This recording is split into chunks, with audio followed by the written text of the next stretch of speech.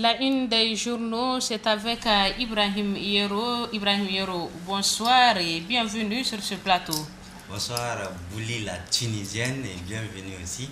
Et félicitations également Bouli. À travers toi, félicitations aussi au ministre de la Santé Maïna Sarra, félicitations au Premier ministre Brigitte Raffini, félicitations au Président de la République parce que vos efforts à tous et bien d'autres personnes ont permis de sauver une vie. Donc chapeau à toi qui est avec moi, Bouli. Chapeau également aux autres qui ne sont pas ici et que je n'ai pas Chapeau à tout le monde et surtout aux autorités nigériennes. Alhamdulillah, Aïssa est revenue de la Tunisie saine et sauve, elle va bien. Chapeau à Bonferré aussi. Alhamdulillah. Donc Ibrahim Yoro, nous débutons la une des journaux ce soir avec la roue de l'histoire qui nous parle d'un acte posé par un ancien ministre. Et c'est sous le titre suivant, Bouli, le ministre Barmou Salifou prend 2 arrêtés après son limogeage, affirme en gros l'hebdomadaire La Roue de l'Histoire qui écrit, et je cite, « L'histoire paraît somme toute curieuse. Après son éviction du gouvernement le 30 octobre 2017, l'ancien ministre de l'Hydraulique et de l'Assainissement prend 2 arrêtés immédiatement. Du reste, la veille déjà, soit le 29 octobre 2017, il a été informé par qui de droit de son congédiement du gouvernement. Il faut ajouter, poursuit la roue de l'histoire, que les 2 arrêtés pris par le ministre sorti sont hautement importants puisqu'ils touchent à l'organisation du ministère au niveau des régions et des départements. Il s'agit de l'arrêté portant nomination de certains directeurs et directeurs régionaux adjoints et de l'arrêté portant nomination de certains directeurs départementaux de l'hydraulique et de l'assainissement. Quelle est la valeur de ces 2 arrêtés pris par Barmou Salifou au moment où il a été déchargé de ses fonctions et quelle est sa motivation réelle en prenant une telle décision, s'interroge l'hebdomadaire La Roue de l'Histoire. Et puisque apparemment Bouli n'est pas habitué aux ordinateurs... Non, on parle héros de l'actualité qui parle de scandale dans une institution financière du Niger. Voilà. Je te laisse pas. Ça c'est bien. Sur l'antenne Ibrahim Yero. Elle s'est débrouillée. Et voilà la une de l'actualité, scandale financier.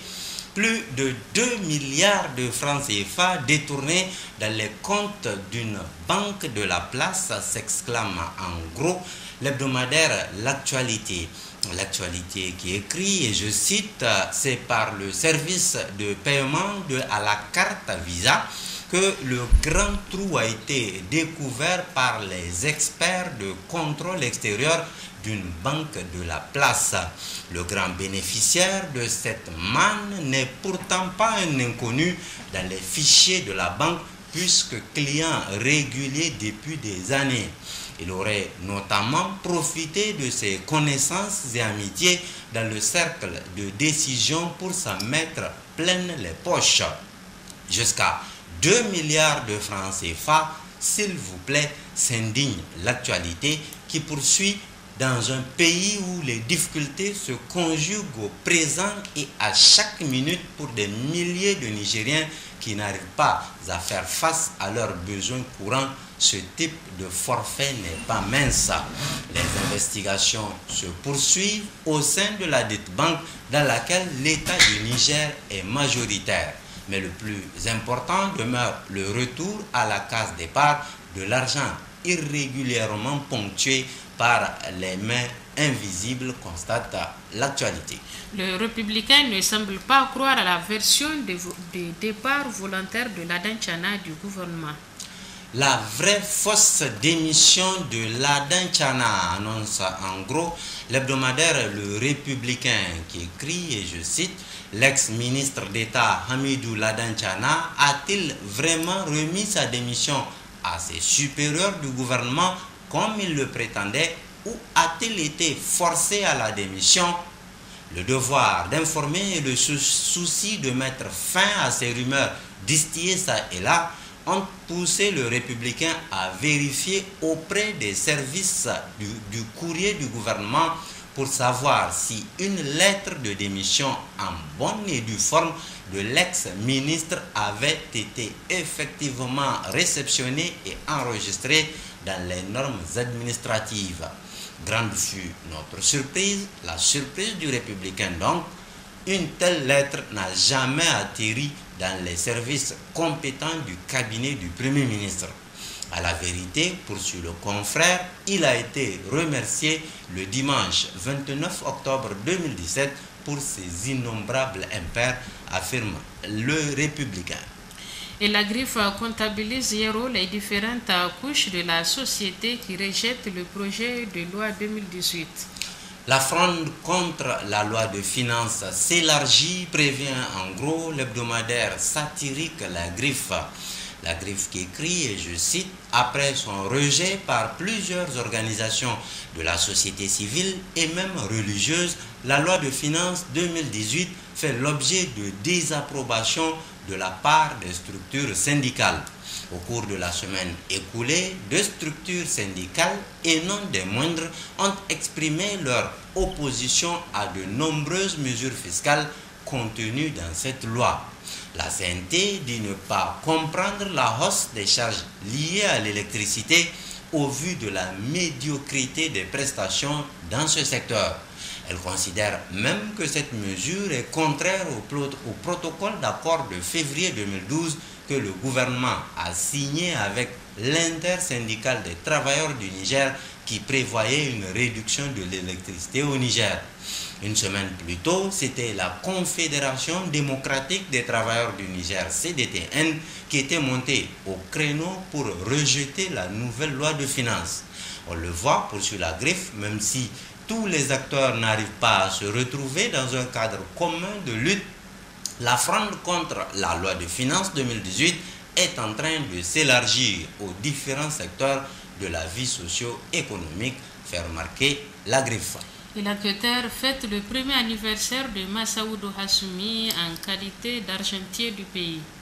L'an 1 de Hassoumi Massoudou au ministère des Finances, un an de fracas et de quoique aucun résultat, regrette en gros le quotidien privé L'Enquêteur.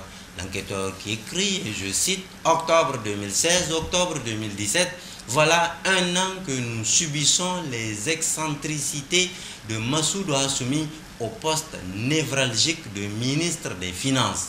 Avec la meilleure volonté du monde, nous avons trituré nos méninges.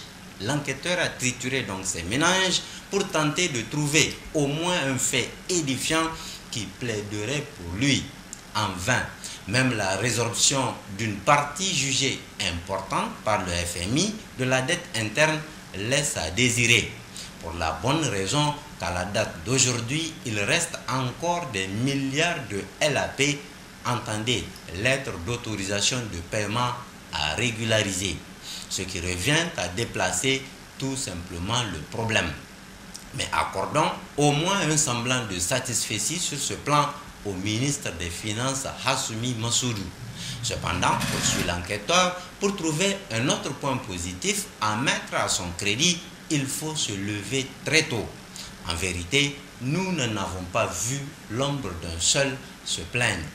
Le quotidien L'Enquêteur.